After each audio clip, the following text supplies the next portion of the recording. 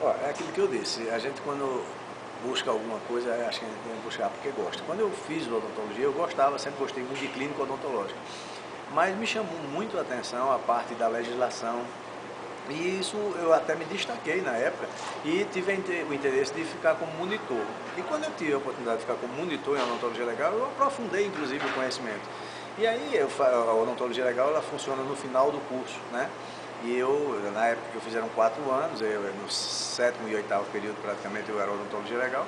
E aí eu quando me formei fiquei ainda 6 meses no Instituto de Criminalística, fazendo local de crime, e aí fui gostando.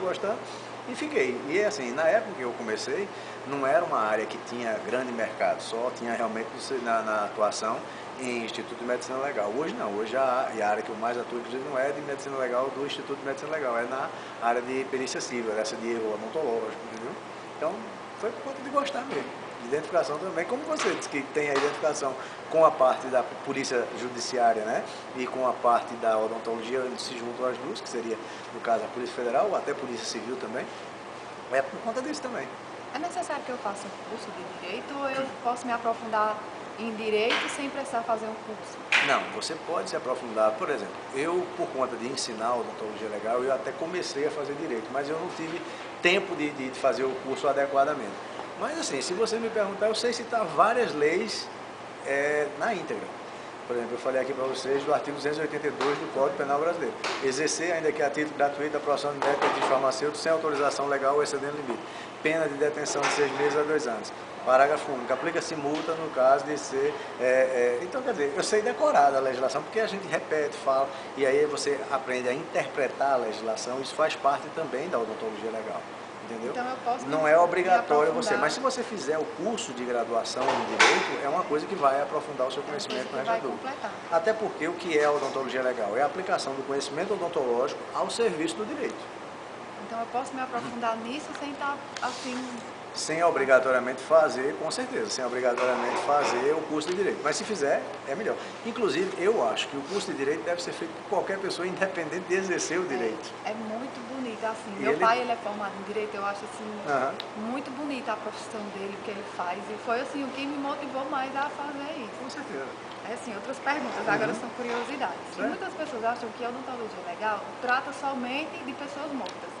É só um trabalho. Eu queria que o senhor explicasse isso. Na realidade, assim, isso vem da própria origem da odontologia legal, né? Existem 2 casos relatados na literatura, que é o caso do Bazar da Caridade e o caso da Alegação Alemã, que foram casos em que houveram incêndios, né? No caso do Bazar da Caridade, muitas pessoas morreram carbonizadas e a identificação deles foi feita através exatamente dos dentes, dos registros que os dentistas tinham dos tratamentos odontológicos executados. Então, a origem da odontologia legal se dá exatamente aí e, por conta disso, se associa muito à odontologia legal apenas à identificação humana. No entanto, hoje, existem áreas na odontologia legal que estão crescendo tanto que ela até assim, em volume de procedimentos são maiores do que a própria parte da identificação humana. Por exemplo, nos IMLs você tem a parte da traumatologia forense. Quando alguém sofre uma lesão na face, nos dentes, o dentista tem que examinar para fazer a classificação de acordo com o artigo 129 do Código Penal Brasileiro, se é uma lesão leve, grave ou gravíssima, até pelo próprio conhecimento da odontologia. E como a gente vive numa sociedade cada dia mais violenta, né, e a face, em torno de 70% das agressões, a face é atingida, até porque quem agride, ele tem uma intenção de marcar o agredido e a face é um local visível. Né? Então, daí é alta incidência na face de lesões. E como a face é campo de atuação do cirurgião dentista, ele é quem é qualificado para fazer a correta descrição e para que o juiz possa estabelecer adequadamente a pena.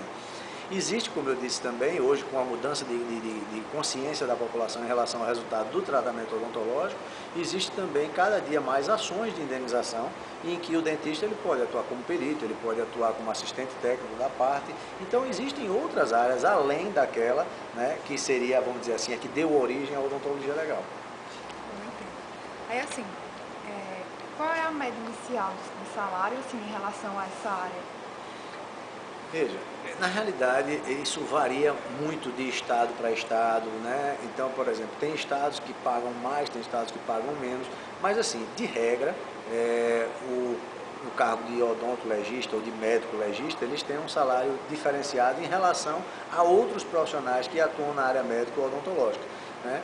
Geralmente é um sistema de plantão que ele dá, ou então ele tem a parte do ambulatório médico legal, ou do ambulatório odonto legal, ou a clínica médico legal, a clínica odonto legal, né? Mas geralmente são salários diferenciados desses três que eu falei, que geralmente é o salário básico do dentista, é um pouco mais do que isso, mas não há uma uniformidade, tá?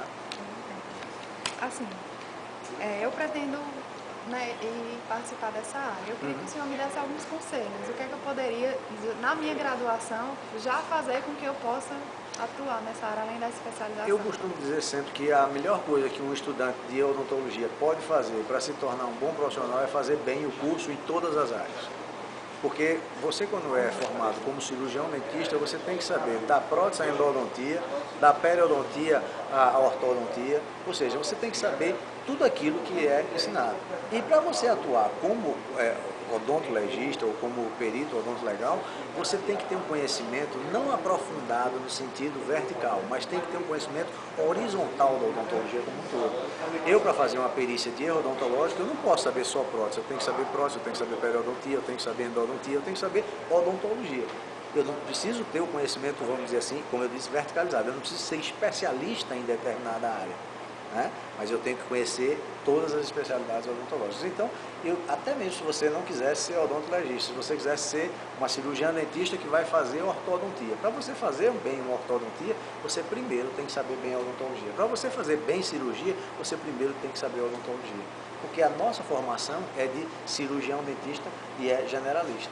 Então esse eu acho que é o melhor conselho que eu posso lhe dar. Se forme bem em tudo aquilo que vai ser oportunizado para você no seu curso de graduação, que certamente a especialidade que você escolher, e em especial aí no caso a odontologia legal, você vai estar bem capacitado a exercer. Assim, em relação à odontologia legal, eu li alguns artigos que diz que o prontuário odontológico é extremamente importante. Aí eu queria saber, na odontologia legal, como é que isso procede? Isso. Veja, o prontuário odontológico, na realidade, é o quê? É o conjunto de registros que você faz do atendimento prestado ao paciente. Então, são todos os documentos que são produzidos nesse atendimento. Desde a própria ficha clínica, né, onde você faz a identificação, a anamnese e os registros da condição de saúde bucal do paciente, como também os exames radiográficos, os exames modelos de estudo, exames laboratoriais, prescrições, atestados, enfim, tudo aquilo que você produz faz parte do prontuário do paciente. Esse prontuário ele tem várias funções. Uma delas seria, no caso, por exemplo, de suspeitar-se que um paciente seu havia morrido numa condição de um incêndio, em que ele ficou carbonizado, de uma condição em que ele morreu afogado e que aí se perderam características, de uma condição em que ele foi achado depois de algum tempo de morto, em que o estado de putrefação já estava avançado e não se deu para identificar pelos métodos mais convencionais. A odontologia, por conta dos dentes serem extremamente resistentes, se você tem os registros corretamente anotados, você vai fazer um cotejo, uma comparação daquilo que foi anotado em vida com aquilo que foi encontrado no cadáver, e esse é o processo de identificação propriamente dito. Então, essa é uma das importâncias do prontuário. Uma outra importância é, como eu disse na palestra, que se você tem um caso de uma ação judicial contra você e você tem uma documentação adequadamente preparada, você vai ter chance de se defender adequadamente, diferentemente se você não tem essa documentação, né, porque você não pode comprovar, principalmente se for feito aquilo que eu disse da inversão do ônus da prova. Né? Quem tem que provar que fez certo é o dentista, porque o paciente é a parte frágil da relação e ele muito dificilmente vai conseguir provar que o tratamento está errado. Aí, assim, quais são dentro da odontologia legal, quais são as áreas que tem, assim, que a gente trabalha? Quais são os trabalhos? Veja, a gente pode, vamos dizer, dividir a odontologia legal em duas áreas ou até três grandes áreas.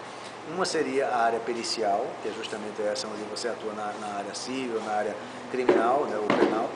Aquela em que você atua na área da legislação e jurisprudência odontológica, é a área da deontologia odontológica, e a área da orientação para o exercício profissional da odontologia. Essas seriam as três grandes áreas da odontologia. Agora, dentro delas, né, existe aí a perícia civil, a perícia trabalhista, a perícia administrativa, existe a perícia na área penal, que são de vários tipos, entendeu? Então, quer dizer, tem, né, sub-áreas bastante grandes.